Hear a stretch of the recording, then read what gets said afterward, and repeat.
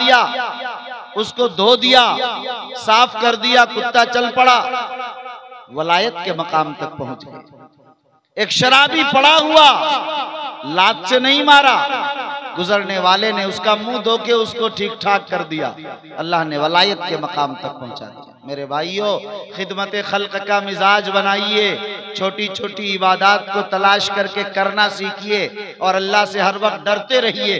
कभी किब्र गुरूर के शिकार मत होइए, कभी अपने को दूसरों से बरतर और दूसरों को अपने से कमतर ख्याल मत कीजिए। अल्लाह का मकाम, अल्लाह के यहाँ किसका मकाम कितना बुलंद है, हम और आप नहीं जानते इस बात को।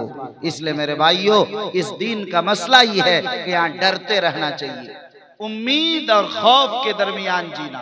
अगर ये बात आए कि दुनिया जन्नत में कोई नहीं जाएगा इस मजलिस में मगर सिर्फ एक आदमी, तो अल्लाह से उम्मीद इतनी रहनी चाहिए, कहना चाहिए कि इंशाअल्लाह वो मैं ही हूँगा जो जन्नत में जाऊँगा। और डरना इतना चाहिए, फरमाया कि अगर कहा जाए कि इस मजलिस में से सारे लोग जन्नत में जाएंगे, सिर्फ एक शख्स जहन्नम में शायद चला जाए, तो डरना चाहिए कि शायद वो शख्स मैं ही न हूं। जुनैद बगदादी का तो मशहूर मसला है, मशहूर वाकया है, नमाज इस्तिस्का की सूरत है। कहा गया कि एक बंदा है यहाँ जिसकी वजह से बारिश नहीं हो रही है। जुनैद बगदादी जो अपने वक्त के बड़े बुजुर्ग अल्लाह वाले थे, वह मस्जिद से निकल गए कि शायद मेरी ही वजह से बारिश रुकी हुई है। ये है मेरे अजीज और शरीयत का ये मिजाज और मजाक। आज तो हम किब्र में, गुरूर में, लड़ाई में, झगड़े में, आगे बढ़ने में, दूसरों की टांग खींचने में, हसद में, कीना में, न मालूम किन किन बीमारियों में ऐसे उलझे हुए, लगता है कि कई सौ साल के लिए इस दुनिया में आए, लगता है कि मरना ही नहीं है शायद।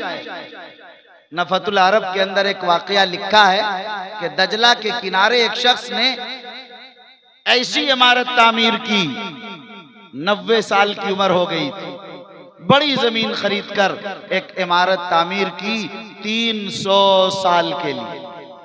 तो एक बुजुर्ग वहां से गुजरे, उन्होंने कहा उनसे तामीर करने वाले से कि आपको पता है कुछ का क्या? कहा कि मलकुल मौत का इंतकाल हो गया। कहा अच्छा।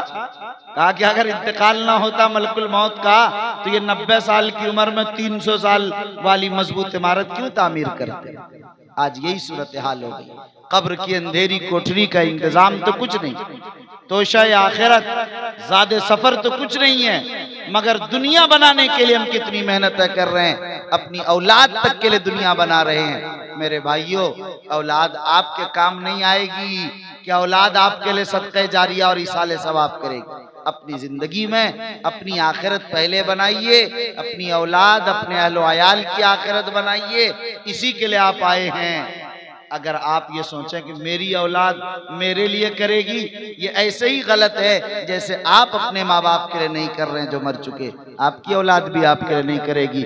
6 महीना, साल भर, 2 साल, 3 साल, 4 साल याद रहेगा, उसके बाद तो याद भी शब बारात ही में आएंगे सिर्फ, उसके अलावा कभी याद भी नहीं आएगा। तो मेरे भाइयों, कहने का मकसद मेरा सिर्फ ये था कि आप हजरात के सामने तकरीरें हो चुकी, कोई लंबी चौड़ी बात नहीं करनी, आपको सिर्फ याद दिलाना था कि जिस मदरसे के इजलास में आप बैठे हैं, ये मदारिस बड़े कीमती है, ये तालीम के मराकिज बड़ी अहमियत के हामिल हैं। अगर आपने अपना रिश्ता इससे जोड़ लिया, अगर आपने अपना ताल्लुक इससे बना लिया, यकीन मानिए कि आप कामयाब कामरान हो जाएंगे। इसीलिए हदीस में फरमाया गया कि लोगों, आलिम बन जाओ या तालिब इल्म बन जाओ या उलमा से मोहब्बत करने वाले बन जाओ या उनकी बात सुनने मानने वाले बन जाओ, इसके अलावा और कुछ मत बनना, वरना हलाकत मुकद्दर हो जाएगी। इसी तरह ये भी याद रखिए, अच्छी तरह आपके जहन में रहनी चाहिए कि जब तक आपके ये इनसे आप नहीं जुड़ेंगे इस निजाम से, कामयाबी मुकद्दर नहीं। क्यों? इसलिए कि याद रखिए, जब आदमी एक बच्चे को हाफिज कुरान बनाता है, वो तो जन्नत में जाता ही, माँ बाप तो जाते ही हैं, 10 रिश्तेदार भी जन्नत में चले जाते हैं। इसी लालच में ही आदमी को जरूर चाहिए कि हमारे आमाल तो कुछ नहीं, कम से कम अपनी औलाद को हाफिज कुरान ही तो बना। आपकी औलाद हाफिज कुरान नहीं बन रही, अपने भतीजे को बना लीजिए, अपने घर के अफराद को बना लीजिए। घर के अफराद नहीं है या नहीं बन रहे, किसी एक गरीब तालिब इल्म को हाफिज़ कुरान बना लीजिए। आप मदरसे में जाइए, मौलाना अब्दुल कुद्दूस साहब से कहिए कि मौलाना एक बच्चा या एक बच्ची हमारी तरफ से हाफिज़ कुरान बनाने के लिए हम उनके लिए खिदमत करना चाहते हैं। हॉस्टल का निज़ाम आपके यहाँ शुरू हो गया है, अब बाज़ाब्ता हम एक बच्चे का खर्च उठाना करना चाहते। वो आपको बताएंगे कि 10,000 रुपये हमारा खर्च है। आपने कहा कि ठीक है 10,000 रुपये लीजिए। एक बात समझिए अच्छी तरह, अगर आपने 4 साल दिया 10-10 हजार रुपये और 4 साल में एक बच्चा एक बच्ची हाफिज कुरान हो गया या हो गई, 40,000 लगे आपके 4 साल में, पता भी नहीं चलेगा देते हुए आपको। लेकिन अगर हाफिज हो गया, आपने अपनी आखिरत का सामान कर लिया। कितना बड़ा काम, कितनी आसान है जन्नत, कितना आसान है, जरा अंदाजा तो कीजिए। लेकिन ये वही है, गैब पर यकीन करना असल जन्नत का सामान है। मशहूर वाकया है कि हारून रशीद ने ख्वाब में देखा जन्नत में जुबैदा के महल को जाना चाहा, रोक दिया गया। नहीं नहीं, जुबैदा का महल है, बादशाह सलामत आपको इजाजत नहीं जाने की। सुबह पूछा अपनी बीवी जुबैदा से कि क्या कर लिया तुमने कि जन्नत में तेरा महल देखा मैंने ख्वाब में और फरिश्तों ने मुझे नहीं जाने दिया। जुबैदा ने कहा मामला तो कुछ नहीं है, लेकिन कल बहलोल मिल गए थे रास्ते में। बहलोल उस जमाने के एक बुजुर्ग थे जो दीवाना थे, तो बहलोल मिल गए रास्ते में। वो मिट्टी से कुछ खेल रहे थे, अलग अलग घरौंदे जैसे बच्चे बनाते हैं, बहलोल ऐसे ही बना रहा था। बहलोल ने से मेरा काफिला गुजर रहा था। जुबैदा ने कहा सवारी रोक कर बहलोल से मैंने कहा कि बहलोल क्या कर रहे हो ये? बहलोल ने कहा कि जन्नत में महल तामीर कर रहा हूं, जन्नत के मकानात है। कहा तुम्हें चाहिए जुबैदा? कहा कि हाँ चाहिए। कहा कि लाओ 1000 दिरहम। मैंने 1000 दिरहम मजाक में ही दे दिया कि चलो जब मांग रहा दे, 1000 दिरहम दे दिया था कि उसकी मदद हो जाएगी, मुझे क्या पता। उन्होंने कहा कि जन्नत में वाक़अतन तुम्हारा महल मैंने देखा है। अब हारून रशीद सुबह होते ही बहलोल की तलाश में निकल गए। बहलोल ने देखा, दूर से ही पूछा बादशाह क्या है? कहा कि बहलोल हमें भी जन्नत चाहिए, चाहे जितने में ले लो। कहा कि वो तो जुबैदा को 1000 में मिल गया, लेकिन तुम अगर पूरी सल्तनत भी दे दो तो जन्नत नहीं दे सकता। इसलिए कि उन्होंने बिला देखे जन्नत ली है। अब तुम ख्वाब में देख चुके हो तब आ रहे हो जन्नत लेने, अब तो पूरी दुनिया भी दे दोगे तो जन्नत हासिल होने वाली। तो मेरे भाइयों, गैब की बुनियाद पर ये जो पूरा ईमान, पूरा इस्लाम, अल्लाह, अल्लाह के रसूल सब गैब पर है। आपने ये नहीं देखा कि अल्लाह कहां और कौन और क्या। आपने मोहम्मद रसूलुल्लाह सल्लल्लाहु अलैहि वसल्लम को नहीं देखा, कुरान के अल्लाह की किताब होने को आपने नहीं देखा, मगर सब पर यकीन करते हैं कि अल्लाह एक है, अल्लाह का कोई शरीक नहीं, मोहम्मद अल्लाह के सच्चे रसूल और बंदे हैं, कुरान अल्लाह की सच्ची पक्की किताब है, यही हमारा दस्तूर और निज़ाम है। ये आप पूरा यकीन रखते हैं। यही गैब पर ईमान लाना, यही असल ईमान है। इसीलिए मरने के बाद अगर कोई ईमान लाता, ईमान कबूल नहीं। आपने देखा ना कि फिरौन जब डूबने लगा और मौत को अपने सामने देख लिया, उसके बाद ईमान लाया। कुरान में उसके ईमान का जिक्र फिरौन कि मैं ईमान लाता हूं मूसा और उसके रब पर, लेकिन वो ईमान मोतबर नहीं, इसलिए कि अब गैब का पर्दा उठ चुका था, आलम मुशाहदा सामने आ गया, इसलिए उनका ईमान मोतबर नहीं। जब लोग इस दुनिया से जाने लगेंगे ना, सारे कुफ्फार कहेंगे ए अल्लाह दोबारा जन्नत में भेज दीजिए ताकि हम मोमिन हो जाएं, अब शिरक नहीं करेंगे, ताकि हमें जन्नत मिल सके। आप तो सब जानते हैं कि किसी को दोबारा नहीं आने दिया जाएगा। का अब के ईमान का एतबार ही नहीं, आज ही मौका है, सिर्फ इसके बाद मौका है। इसलिए मेरे भाइयों, आज इस गैब के बातों पर, इन बिन देखी चीजों पर जो ईमान लाने का मसला है, आप उस पर यकीन कर रहे हैं, इसीलिए अल्लाह ने आपको कामयाबी अता की है। मेरे भाइयों बुजुर्गों, आप इन इदारों की कदर करें, इन इदारों में पढ़ने वाले बच्चों की कदर करें।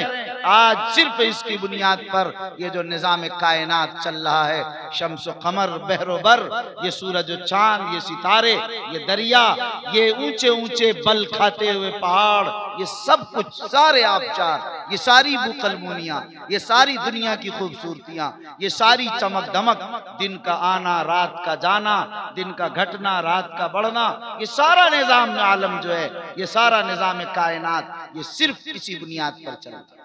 इसीलिए मैंने अभी बेंगलोर के इजलास में कुछ दिनों पहले कहा था, एक हमारे बिरादरान वतन में से एमएलए साहब ने कह दिया था कि मुसलमान रोड पर उतरे उन्हें काट देंगे। अरे भाई, मुसलमान तो हमेशा ही काटे जाते हैं, लेकिन जब ये काटे जाते हैं तो इनके ईमान में इनकलाब पैदा होता है। इस्लाम की अजमत दोबाला होती है, मुसलमानों की अजमत रफ्ता वापस होती है। ये ईमान और यकीन के मुश्किल हालात में, शहादत और कुर्बानियों की रंगीन तारीख में इस्लाम पला और बड़ा है। मुसलमान न इससे डरते हैं, न खौफ खाते हैं। मुसलमान झुकते नहीं, इसलिए कि सिर्फ एक दर खुदा के दरबार में झुकता है। ये दुनिया के किसी भी बू अली सीना के दरबार में, ये दुनिया के किसी फाराबी और अफलातून के दरबार में, ये दुनिया के किसी शहनशाह और सुल्तान के दरबार में मुसलमान नहीं झुकता है। इसलिए याद रखो, इस्लाम की बुनियाद पर कायनात का निजाम है। अगर मुसलमान नहीं होंगे दुनिया ही नहीं रहेगी। मैंने कहा उसकी दलील जानते हो? याद रखना, इस दुनिया की रूह ईमान ही। जिस दिन इस दुनिया में अल्लाह अल्लाह एक भी कहने वाला नहीं होगा, कयामत कायम हो जाएगी। क्यों? इसलिए कि रूह खत्म होगी। अल्लाह अल्लाह ही रूह है इस कायनात की। जिस दिन रूह जमीन पर एक भी कलमे तय्यबा ला इलाहा इल्लल्लाह कहने वाला नहीं होगा, दुनिया में कयामत कायम हो जाएगी। इसराफील सूर फूंक देंगे। इसराफील सूर लेकर क्यों खड़े? याद रखिए बलवा के मुसलमानों, इसराफील सूर लेकर, सूर फूंकने के लिए कि कयामत कायम होगी, खड़े और इंतजार कर रहे हैं। आज पूरी दुनिया से कलमा मिट जाए, आज इसराफील सूर फूंक देंगे। इसलिए अगर सारी दुनिया का निजाम है तो मुसलमानों की बुनियाद पर यह निजाम चल रहा। जिस दिन इस कायनात में मुसलमान नहीं होगा, उस दिन दुनिया की बेसात लपेट दी जाएगी, दुनिया खत्म हो जाएगी। गोया इस्लाम और ईमान और मुसलमान इस दुनिया की मोहसिन कौम है, जिसकी वजह से दुनिया का निजाम ही चल रहा है। इसलिए मुसलमानों को मिटाने की बात न की जाए। मुसलमान मिटेंगे तो यहाँ कोई बचेंगे भी नहीं, मुसलमान नहीं रहेंगे तो यहाँ कोई रहेगा भी नहीं। जब तक मुसलमान, उन्हीं के मरहून मिन्नत दुनिया की कौमें मुसलमान नहीं होंगी, दुनिया की कौमें नहीं होंगी, दुनिया ही नहीं होगी, सारा निजाम पलट जाएगा, कयामत कायम हो जाएगी, आखिरत आ जाएगा, महशर का निजाम बर्पा हो जाएगा। इसलिए मेरे भाइयों, आप उस दौलत ईमान को रखने वाले हैं। आप अपने बच्चों को बता दीजिए, ए मेरे बेटो, ये ईमान की दौलत बड़ी अजमत है। अगर ईमान के एक टुकड़े को तराजू के एक पल्ले और सारी दुनिया सातों जमीन और आसमान को दूसरे पल्ले पर रख दिया जाए तो कलमे का पलड़ा झुक जाता है। आप अपनी औलाद को बता दीजिए कि मेरी औलाद, याद रखो तुम बिलाल हबशी की औलाद हो, जो बिलाल तपते हुए रेत पर भी अहद अहद का नारा बुलंद करते थे। इसलिए तुम अपनी जान तो दे दो, अपना माल तो कुर्बान कर दो, अपने घरों पर बिल्डोजर तो चलवा लो, अपनी इज्जत और नामूस को लूट रहा है, लूट जाने दो, लेकिन ईमान का सौदा किसी हाल में मत करना। आप अपनी बेटियों के दिलों में इस यकीन को बैठा दीजिए, ए मेरी बेटियां, तुम सुमैया की औलाद हो। वो हजरत सुमैया रजी अल्लाह ताला अन्हा, जिसे कहा गया, अबू जहल ने कहा सुमैया जिस्म के दो टुकड़े हो जाएंगे, कह दो कि मैं अल्लाह को नहीं मानती, कह दो कि मोहम्मद की रिसालत को तस्लीम नहीं करती। सुमैया ने कहा, अबू जहल एक मौत से डराते हो, अगर अल्लाह 1000 जाने दे और 1000 मर्तबा तुम जान लो, तब भी सुमैया अपने हजारों जानों का नजराना तो दे सकती है, मगर ईमान को नहीं छोड़ सकती। मोहम्मद की मोहब्बत जो मिल गई है, उस मोहब्बत से कभी दस्तबरदार नहीं हो सकती है सुमैया। अबू जहल ने शुमाल में एक ऊंट को, जुनूब में दूसरे ऊंट को हका दिया और सुमैया 2 टुकड़ा हो गई, मगर कलमे तय्यबा ला इलाहा इल्लल्लाह जबान पर जारी था। आपको भी अपनी औलाद को यह बता देना होगा, ऐ मेरी बेटियां तुम उसी सुमैया की औलाद हो, सब कुछ कुर्बान कर लेना मगर कलमे तैयबा ला इलाहा इल्लल्लाह, ईमान की इज्जत को, ईमान के नामूस को कभी मिटने नहीं देना है इंशाअल्लाह। इसलिए मेरे भाई, आज इस ईमान और यकीन की बीज को बोने वाला इदारा वो दर हकीकत मदरसा है, जिस मदरसे का ये निज़ाम चल रहा है। उसी ईमान और यकीन को तक़वियत पहुँचाने वाला इदारा तबलीगी जमात का मरकज़ है।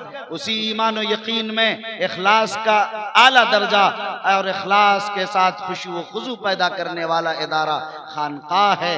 और उसी की तरवीज व इशाअत के लिए ये तबलीगी जमातें है कि वीडियोस आप तक जो पहुंचा, आपने देखा, आपको पसंद आया होगा।